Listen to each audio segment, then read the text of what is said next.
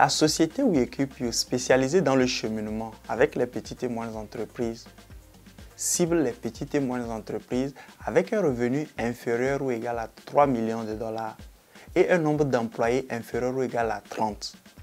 Encore une fois, les petites et moyennes entreprises incluent les sociétés d'entretien d'immeubles, les sociétés de gardiennage, les cabinets d'avocats et de médecins. À mes débuts dans les années 2000, je me focalisais sur les petites et moyennes entreprises détenues par des femmes. L'interpellation pour ce marché cible m'est venue depuis un jeune âge, à travers ma maman que j'accompagnais dans les marchés locaux, où elle vendait des céréales et autres produits. Je pouvais voir le besoin de ces femmes à développer professionnellement leur activité génératrice de revenus. J'en entendais plein qui se plaignaient sur leur trésorerie et comment elles géraient leurs finances. Comment aussi leur activité pesait sur leur vie de foyer.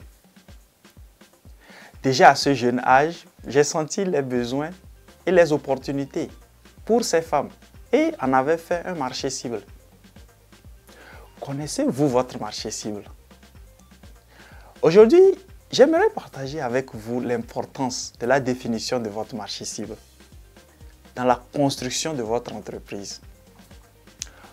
Tout un débat existe autour des expressions marché cible, marché niche, dépendamment que vous soyez en zone anglophone ou francophone. Mais nous allons limiter notre information dans le cadre précis d'un groupe de clients potentiels qui partagent des caractéristiques liées à votre produit ou service. Vous savez, qu'on le veuille ou non, nous vivons à une époque où les prospects et les clients exigent la spécialisation. Ils veulent sentir qu'ils reçoivent le produit ou le service qu'ils veulent et dont ils ont besoin d'un expert dans le domaine. Vous devez vous-même et votre entreprise vous positionner comme l'expert pour leurs besoins. Et vous ne pouvez pas faire tout ou être tout pour tout le monde.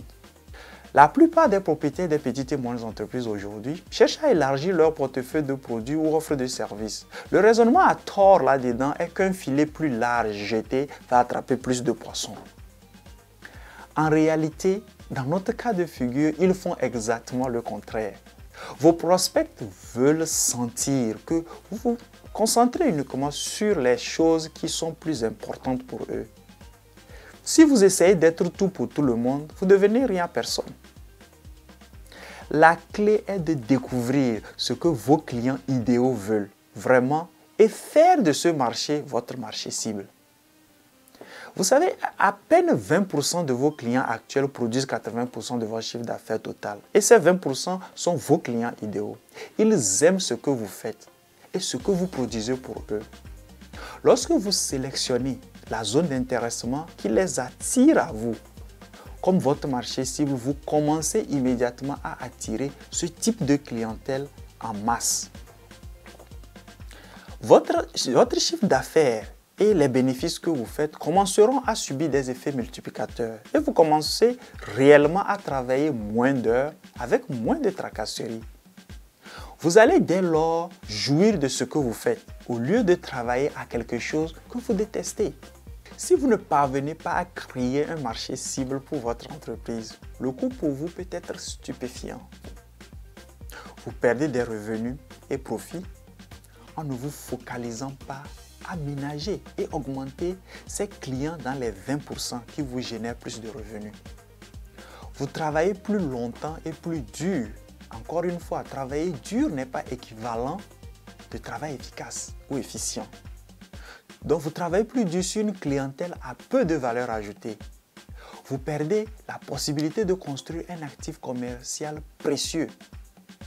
Vous serez obligé de concurrencer à jamais sur les prix au lieu de la valeur. Si vous ne parvenez pas à créer un marché cible pour votre entreprise, vous ne deviendrez jamais une entreprise unique. Entendez par là une entreprise de référence dans votre secteur d'activité pour vous démarquer de vos concurrents, car c'est le gage pour un développement durable. En travaillant sur ce principe avec un de nos clients, nous avons pu augmenter son chiffre d'affaires de 150% sur une période de 5 ans. Bien entendu, ceci en associant aussi d'autres concepts sur ce que le client veut, que nous aborderons dans la prochaine vidéo. Ce sont là des secrets que les entrepreneurs ou propriétaires de petites et moyennes entreprises doivent savoir pour positionner juste efficacement leur activité dans le marché cible approprié et qui va augmenter leurs revenus. Si nécessaire, une fois que vous connaissez votre marché cible, plusieurs segmentations de votre marché cible peuvent être aussi élaborées. Cela vous donnera une identité plus détaillée de votre marché cible.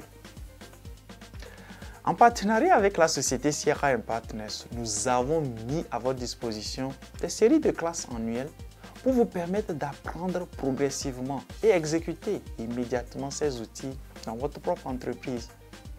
Ces classes sont ouvertes à tout entrepreneur désireux de démarrer sur de bonnes bases ses aventures entrepreneuriales. Contactez-moi à achille@weequipyou.com ou directement nos partenaires à l'adresse qui s'affiche sur cette vidéo. Merci d'avoir suivi cette vidéo. Je vous retrouve à la prochaine vidéo portant sur la distinction de votre client idéal. Je vous souhaite plein de succès dans votre entreprise.